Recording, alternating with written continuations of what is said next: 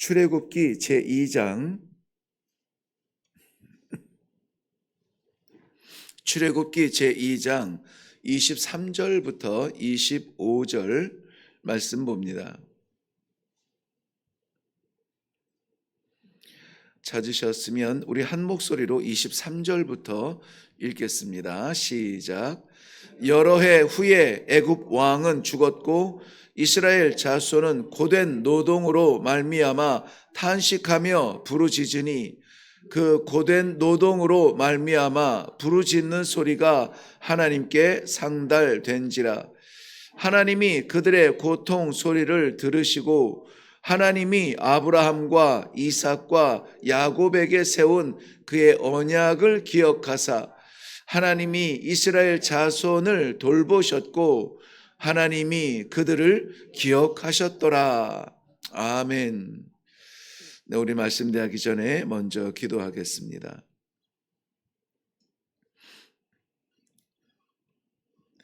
해가 뜨고 짐에 따라 찾아온 주말이 아니라 하나님께서 허락하신 이 소중한 주말 첫 시간을 하나님 앞에 올려드립니다. 하나님께서 허락하여 주신 성도의 삶입니다. 하나님께서 붙잡아 주시고 가는 자리마다 하는 일마다 만나는 교제마다 하나님이 기뻐하시는 귀한 성도의 삶이 되게 하여 주시옵소서. 그 주권을 가지신 창조주 하나님을 아버지라 부를 수 있는 이 놀라운 축복과 특권을 놓치지 않고 마음껏 누리는 사랑하는 성도들이 되도록 은혜를 베풀어 주시옵소서. 감사드립니다. 예수님 이름으로 기도하옵나이다. 아멘. 어리고 약하니라는 이 찬송 가사를 고백하면서 죄송한데 우리 권사님이 보였어요. 96세인데 어리고 약하니 이게 와 닿을까? 근데 우리 그 시간 속에 살아가는 인생사 앞에서 96세지 하나님 앞에서는 아직 애기예요. 우리 어르신들이 50대, 60대, 심지어는 70대 우리 성도들을 볼 때도 아이고 한창 때다, 한창 때야. 어리지 뭐 이 말씀을 이제 자주 하시거든요. 그만큼 세상에서 이제 물려났다고 맥 빠지지 마라, 힘 빠지지 마라. 지금 시작이다. 그런 이제 신앙의 전승을 해 주시는 거예요. 하나님 앞에서 우리는 모두 다 아이 같아서 우리가 잘 모를 때는 그저 물어보면 돼요. 하나님, 아버지, 어떻게 하면 좋아요? 이게 가장 지혜로운 방법이거든요. 이 방에 틀어박혀서 죽느냐 사느냐 고민할 것이 아니라 하나님 앞에 나아갈 수 있는 이 열린 길, 얼마나 복된 길입니까? 어제도 우리가 금요 기도회를 함께 하면서 교회가 말씀이 희미해지고 기도가 식어지면 죽습니다. 네, 우리 일회교회가 기도가 식어지지 아니하도록 기도해야만 됩니다. 함께 우리가 기도했는데요. 오늘도 이 토요일에 많은 일들이 있고 계획이 있고 교제들이 있겠지만 그러한 가운데에서 하나님이 기뻐하시는 하나님의 백성 자녀의 삶을 살 수 있도록 그렇게 우리가 합심하여 기도하면은 좋겠습니다. 어제 우리는 출애굽기를 시작하면서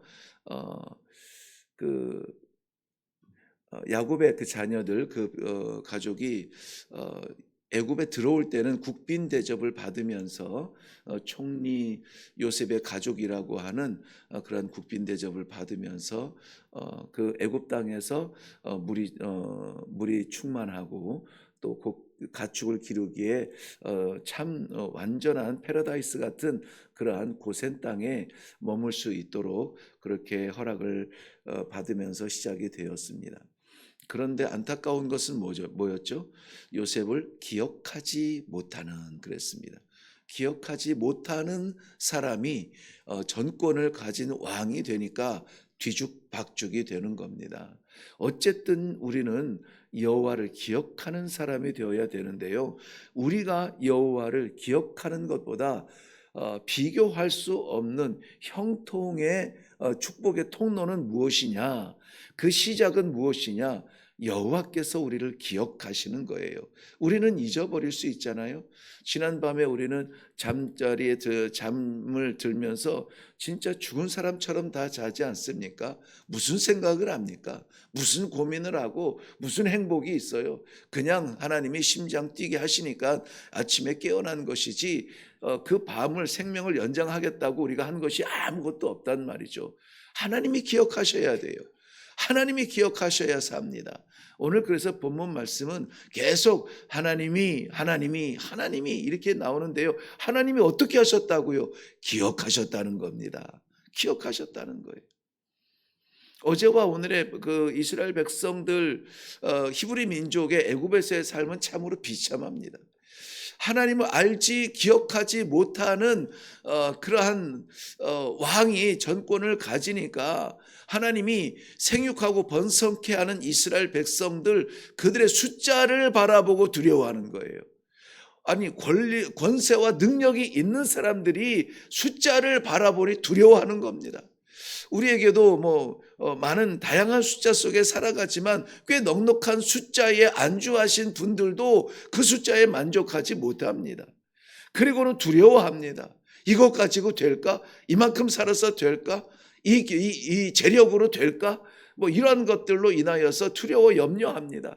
그렇게 될 때에 지혜로운 것은 그 권력과 그 기회를 주신 하나님 앞에 돌아오는 것인데 돌아오지 않는 사람들은 그 숫자에 눌려서 두려운 밤을 보냅니다. 이거 어떻게 하면 좋지? 이거 어떻게 하면 좋지? 저 히브리 민족이 우리보다 많고 강하여졌으니 이거 어떻게 하면 좋지? 두려운 마음이 생긴다 그랬어요. 힘 있는 사람이 두려운 마음이 생기면은 그 두려운 마음을 감추기 위해서 어떻게 한다 그랬습니까? 억압한다 그랬어요. 억압으로 나타난다 그랬습니다. 아니나 다를까 애굽 왕은 히브리 민족을 억압하죠. 어떤 극단의 억압은 무엇입니까? 남자가 태어나거든 죽이고 그 시프로와 브라라고 하는 그러한 부하라고 하는 그 산파들에게 명령하여서 히브리 민족 가운데 남자가 태어나거든 죽이고 여아가 태어나거든 남겨두어라. 노동력으로 쓰고 이런 계획을 가지고 그런 식으로 억압을 하게 됩니다. 그런데 레위 지파의 남자가 레위 지파의 여인을 아내로 삼고 가정을 일구는 것이 오늘 이 출애굽기 2장의 시작이에요.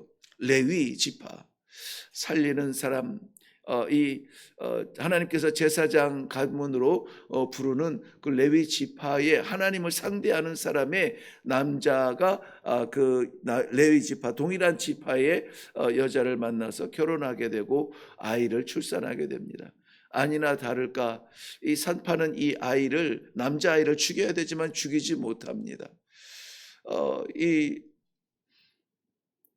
가정에서는 이 아이를 3개월 동안이나 품에 품고 기도하는데 그 우렁찬 소리가 밖으로 들리게 되니 이제는 더 이상 아이를 품을 수 없어서 이 아이를 갈대 상자에 담아서 나일강에 던져 놓습니다. 마침 애굽의 왕의 딸이 그 상자를 발견하고 그를 양자로 들여서 궁궐 안에서 이 아이를 키우게 됩니다. 그런데 그 아이가 자란 환경은 애굽의 심장 같은 궁궐이지만 이 아이를 키운 것은 그 어머니 요게벳의 품에서 이 젖먹이는 유모로 데려다가 키우게 되잖아요. 그러니까 실질적인 환경은 애굽의 심장인 왕궁이지만 실질적인 교육은 그의 어머니에게서 민족성과 그의 신앙을 물려받게 되는 것입니다. 그러고 모세는 이 이중성의 고뇌를 끌어안고 살아갈 수밖에 없습니다. 내가 지금 입고 먹고 살아가는 환경은 이런데 내 뿌리, 내 중심은 히브리 민족이란 말이지 하고 이 이중성으로 고뇌하게 됩니다. 우리 사랑하는 성도 여러분, 말씀을 들고 세상 속에서 살아갈 때에 이 이중성의 고뇌가 없을 수는 없을 것입니다. 모세는 역시 동일한 그러한 고민을 가지고 살아갑니다. 심지어는 세상과 이 신앙의 이중성이 아니라 하나님의 말씀과 나 자신의 이중성에서도 우리는 고뇌할 때가 많아요. 내가 원하는 대로 하면 속이 시원하겠는데 하나님께서 기뻐하시지 아니할 때에는 나를 내려놓아야 되는데 내려놓지 못하는 우리의 연약함을 붙들고 고뇌의 밤을 보내게 되는 것입니다. 그럴 때에 그는 이 혼란 속에서 저지른 죄, 살인죄로 인하여서 모든 것들을 잃어버리고 도망자로 광야에 들어가서 40년을 살아가지 않습니까? 이것은 한 사람이 인생이 어떻게 원치 아니하는 대박을 만나고 어떻게 원치 아니하는 욱하는 심정에 범죄를 저지르게 되고 그러한 한 사람의 이야기가 아니라 하나님께서 만들어 가시는 이야기였다라는 것을 우리는 너무나 잘 알고 있습니다. 이렇듯 한 가정의 대표적으로 보았지만은 자식을 낳아도 마음대로 출산하고 키우지 못하는 이러한 억압 속에 살아가는 것이 극에 달했던 것입니다. 430년의 오랜 세월 동안에 이 고된 노역을 견디지 못하고 참지 못하고 그 고통에 호소할 수 있는 것은 오로지 하나님께 부르짖는 것밖에 없었다는 거예요. 부르짖기라도 해야지 이 살 길이 열리게 되는데요. 이것이 무감각한 것처럼 살아가는 이러한 두려운 시대 속에서 우리는 하나님 앞에 부르짖는 신앙을 다시 회복해야만 될 줄로 믿습니다. 하나님께서는 정말 우리를 잊은 것인가? 하나님께서는 정말 존재만 하는 것이지 역사하시는 분은 아닌가? 그냥 종교적 한 신의 이름인가? 라고 하는 이러한 생각이요. 많은 기독교인들이 가지고 있습니다. 그런 생각이 아니면은 형식적 예배에 만족할 수가 없어요. 살아계신 하나님 나의 아버지라고 고백하는 성도들이라면은 우리의 예배로 만족 못합니다. 우리의 삶으로 만족 못한다는 것이죠. 어떻게 하면은 하나님의 기쁨이 될까? 우리의 삶의 방향을 정하게 되고요. 그것을 향하여서 몸부림치며 나아가게 되고요. 그러한 가운데 놓지 아니하시는 하나님의 은혜에 날마다 감사감격하여 간증거리가 넘치는 삶을 살 수밖에 있지 않습니까? 부족하지만 저의 날마다의 삶은 날마다의 쓰러짐과 날마다의 세우심이에요. 제 마음에도 일어나는 갈등들, 그러나 하나님께서 덮으시는 것은 하나님의 십자가 은혜입니다. 그렇지, 나를 받으신 우리 주님, 그 십자가 보혈로 말미암아 찌꺼기 같은 나를 덮으시고 보석 같다고 반짝이게 하시는 우리 하나님, 그 은혜가 아니면 내가 살 수 있을까? 뭐하러 이 땅에 존재할 수 있을까? 뭐하러 이 하루를 내게 허락하셨을까? 참으로 은혜의 날들을 보내게 되는 것입니다. 여러분, 사랑하는 성도 여러분, 우리는 하나님을 잊을지라도 하나님은 우리를 잊지 아니하십니다. 한 번도 잊지 아니하세요.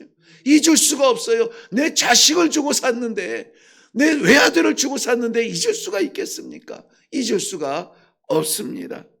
아니, 오히려 하나님께서는 창세기 15장에 말씀하시는 것처럼 이 400년의 기한조차도 그냥 고통 소리가 너무 심하고 애굽이 너무 못됐으니까 아이고야 내 자식들 건져야 되겠다 하는 것이 아니라 이미 400년 전에 하나님께서 약속하신 거예요. 그 약속을 기억하시는 것입니다. 우리의 형편에 좌우되는 하나님이 아니에요. 그래서 우리가 좋아하는 것 주고 우리가 싫어하는 것 빼앗는 걷어가는 그러한 환경에 따라서 좌우되는 하나님이 아니에요. 하나님은 약속에 신실하신 하나님이세요. 약속에 신실하신 하나님이세요. 아브라함이 하나님께서 그 씨를 주시겠다는 것을 불신하고 이스마엘을 내밀고 이런 행보를 보일 때에 하나님께서 하늘의 별을 보여주시면서 하나님의 그 뜻을 말씀하실 때에 그러면 하나님 증거를 보여주세요 라고 할 때에 짐승의 반을 자른 그 사이로 하나님께서 횃불처럼 지나가시지 않습니까? 하나님께서는 응답해 주세요. 그렇지만 아브라함이 3번, 4번이나 하나님의 약속을 불신한 것에 대하여서는 섭섭한 마음으로 말씀하시는 것입니다. 너희가 내 후손이 이방에 종이 되리라. 이방이 너희 후손을 다스리리라. 4대 만에 돌아오리라. 이 400년, 정확하게는 430년의 세월을 이방 땅에 묶여 살면서 그렇게 조롱을 받으면서 압박을 받으면서 살다가 하나님께서는 건져 주시게 되는 것입니다. 약속의 신실하신 하나님, 우리 하나님께서는 오늘도 우리를 놓지 아니하시는 약속의 말씀으로 신실하게 붙잡아 주실 줄로 믿습니다. 우리의 바람과 기다림, 하나님께 기도하고 맞아요, 하나님 맞습니다, 하나님이 내 주권자고 하나님이 내 생명의 왕이시죠 라고 말하였던 이 하나님의 하나님됨을 인정하고 예배하며 기도하며 하나님 앞에 찬송했던 이러한 신앙들이 우리도 잊지 말아야 되는데요. 그래서 하나님의 약속과 우리의 순종이 딱 맞아 떨어질 때에 정말 세상이 알 수 없는 그 우리 영혼이 춤추는, 영혼이 노래하는 이러한 신앙의 참맛을 알 수 있는데요. 그것을 느낄 새가 없어요. 느낄 새가 없어요. 하나님은 약속에 신실하여서 그 약속을 지키기까지 기다리시는데 잘못된 그릇에 하나님의 약속의 말씀을 담을 수 없어서 우리의 마음그릇을 깨끗게 하시고 기다리고 계시는데 10년이 되지 못하여서 이스마엘을 불쑥 들이밀고 내밀고 하나님 이 아이나 살게 해주세요. 이 아이로 만족합니다. 이게 세월이 10년의 세월이에요. 우리의 기다림 아무리 인내가 좋아도 우리의 신앙이 10년을 못 갑니다. 10년을 못 가요. 그런데 우리 하나님께서는 그를 바라보며 그의 약속을 신뢰하는 자에게, 그 약속을 따라가는 자에게 어떻게 축복해요? 1000년을 축복하신다고요. 1000년. 10 곱하기 10 곱하기 10 완전한 영원한 세계까지 우리 하나님께서는 신실하게 그 약속을 지켜주시고 그 영혼을 붙들어 주시고 그 영혼을 향한 하나님의 축복을 인도해 주신다는 것입니다. 시편 7편 9절 말씀에는 하나님의 신실하심을 이렇게 기록하고 있습니다. 그런즉 너희는 알라 오직 내 하나님 여호와는 신실하신 하나님이시라. 그를 사랑하고 그의 계명을 지키는 자에게 천대까지 그의 언약을 이행하시며 인애를 사랑을 베푸시느니라. 우리 하나님 한번 정하신 것 반드시 이루신다는 말씀이죠. 세상에서 누가 천대를 말할 사람이 어디에 있겠습니까? 백주수표로 그냥 남발하는 부도수표가 영원히 사랑해죠. 우리는 영원히 사랑할 수 있는 존재가 못 됩니다. 하나님께서 하시게 해야 되는 거예요. 하나님의 말씀 안에 영원한 사랑이 되는 거고 하나님의 그 은혜 아래 영원한 사랑이 실체가 될 수 있는 것입니다. 이스라엘 백성들 430년이 지나면서 그 모든 가능성 다 포기하고 그저 시키는 대로 일하고 맡기는 대로 일하고 진흙에 지푸라기를 넣어주면 감사, 빼면은 불평, 그냥 상황에 따라서 살아가는 이스라엘 백성들. 오직 구원은 하나님의 언약에 있는 것입니다. 우리가 애쓰고 수고하며 몸부림치는 것은 그저 충성, 최선의 모습을 보이는 것뿐이지 그것 때문에 되는 것은 아니에요. 하나님께서 그것을 이쁘게 보시고 기쁘게 받으시며 하나님의 약속을 이루어 주시는 그러한 질서가 있다는 것입니다. 하나님께서는 끊임없이 약속의 말씀을 허락하십니다. 사람들은 끊임없이 불신의 길로 도망갑니다. 그렇기 때문에 우리의 기도가 하나님 어찌하여 침묵하시나이까? 어찌하여 돌아보지 아니하십니까? 불평의 기도가 아니라 정말 시편의 기자가 고백한 것처럼 시편 12편 1절 말씀에 하나님 두 손을 펼쳐서 도와주시옵소서. 경건한 자가 끊어지며 충성된 자가 인생 중에 없어집니다. 우리의 기도가 뭡니까? 우리의 충성이 식어지지 않게 하여 주시옵소서. 우리의 경건이 식어지지 않게 하여 주시옵소서. 우리가 하나님을 향하는 이 믿음의 마음, 신뢰가 무너지지 않게 하여 주시옵소서. 이것이 우리의 날마다의 기도가 되어져야 됩니다. 이 기도는 정말 그 무슬림들이 하는 것처럼 하루에 5번 시간을 정해서 하는 기도가 아니에요. 걸으면서도 기도하고, 운전하면서도 기도하고, 일하면서도 기도하고, 이 자리에 있는 나의 내 존재가 하나님의 약속 있는 백성의 삶이 되게 하여 주시옵소서. 끊임없이 우리는 되뇌이고 또 깨닫게 하고 스스로 질문하며 나아가야 될 줄로 믿습니다.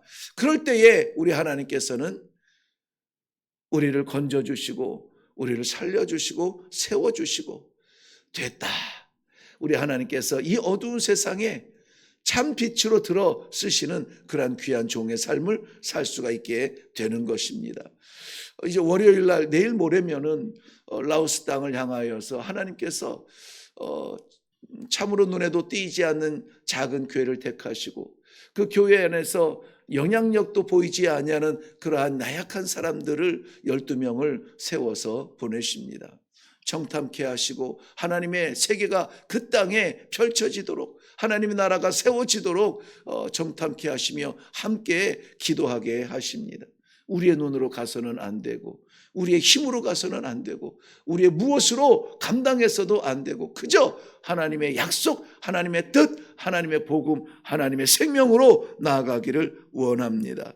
그러므로 오늘도 우리가 함께 기도할 때에 우리의 생각대로 하지 아니하고 하나님 아버지께서 붙잡아 주시옵소서. 오늘 결론의 말씀은 25절 말씀입니다. 한번 보실까요? 하나님이 이스라엘 자손을 돌보셨고 하나님이 그들을 기억하셨더라. 우리는 완전하지 못합니다. 하나님이 기억하시면 됩니다. 우리는 순전하지 못합니다. 하나님이 기억하시면 됩니다. 우리 안에는 선함이 없습니다. 하나님이 기억하시면 됩니다. 오직 하나님께서 우리를 기억하여 주실 때에 우리를 건져 주시고 우리를 구해 주시고 다시 일어날 수 있도록 우리를 세워 주실 줄로 믿습니다. 우리의 능력이 사라진 것이 아니요, 우리의 소망이 식어진 것이 아니라 하나님의 약속을 기억하지 못하는 연약한 가운데에서도 하나님이 나를 기억하여 주시어서, 그렇구나. 인생 흘러오다 보니까는 이 자리에 있는 것이 아니라 하나님이 그 선하신 약속, 나를 건지신 그 약속을 기억하여 주시어서 나를 인도하여 주셨구나. 우리가 함께 기도하며 나아갈 때에 우리가 기억하는 하나님, 그 수준을 넘어서 하나님이 기억하시는 내가 되게 하여 주시옵소서. 이 놀라운 축복의 주말을 보낼 수 있기를 주님의 이름으로 축원합니다. 기도하겠습니다. 숫자에 갇혀서 숫자를 바라보며 살아가는 이 지구촌의 삶 가운데 우리가 할 수 없는 것이 있는데 하나님 아버지를 영원히 기억하는 것입니다.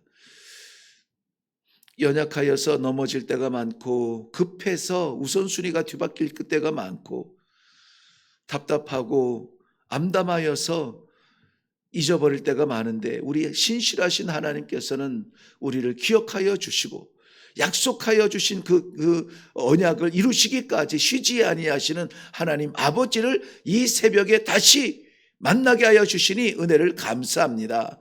오늘 이 하루를 보낼 때에 우리 하나님께서 기억하시는 주의 백성들의 삶이 되게 하여 주시옵소서. 하나님의 약속의 말씀이 실체가 되어서 나타나게 하여 주시옵소서. 두려운 마음으로 준비하며 떠나며 나아가는 라오스 영혼들을 사랑하는 그 귀한 발자취들이 우리 하나님 아버지의 기억됨이 되게 하여 주시옵시고, 하나님의 기뻐하시는 열매를 맺힐 수 있도록 그 발걸음을 축복하여 주시옵소서. 감사드리며 예수님의 이름으로 기도하옵나이다. 아멘. 우리가 신앙생활을 해가는 것이 아니라 하나님이 기억하여 주시어서 이 사람도 만나게 하고 저 사람도 만나고, 어떤 사람을 만나면은 상처가 되어서 나도 이런 길을 걸으면 아버지 앞에 상처가 되겠구나. 어떤 사람은 정말 사랑의 사람을 만나서 정말 하나님께서는 나를 위하여서 귀한 그러한 동지를 만나게 하시는구나. 사람도 그렇고 시간도 그렇고 환경도 그렇습니다. 내가 살아가는 삶이 아니라 하나님께서 살게 하시는 삶을 살 때에 우리는 더욱 하나님의 장중에 붙들린 바 될 줄로 믿습니다.